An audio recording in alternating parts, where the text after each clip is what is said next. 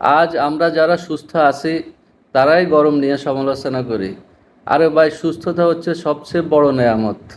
আপনি একবার চিন্তা করুন, যারা এই গরমে হাসপাতালে ভর্তি আছে, বিভিন্ন রোগে আক্রান্ত, ডায়রিয়া রোগে আক্রান্ত, পঙ্গু রোগে আক্রান্ত, জ্বরে আক্রান্ত, বিভিন্ন রোগে আক্রান্ত হয়ে হাসপাতালে ভর্তি আছেন, তাদের কথা একবার ভাবুন।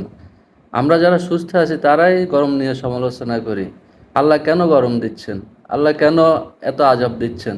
আমরা সুস্থ মানুষই সমালোচনা করি, কিন্তু যারা অসুস্থ হয়ে হাসপাতালে ভর্তি আছে, অসুস্থ হয়ে ঘরে শুয়ে শোয়া অবস্থায় আছে, তারা কখনো এই গরম নিয়ে সমালোচনা করে না। তারা সবসময় আল্লাহকে স্মরণ করে এবং আল্লাহর কাছে দোয়া করে আল্লাহ তাদেরকে কখন সুস্থতা দান করবেন।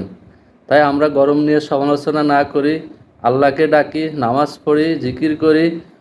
মহান আল্লাহ আমাদেরকে কবুল করুন। আসসালামু আলাইকুম।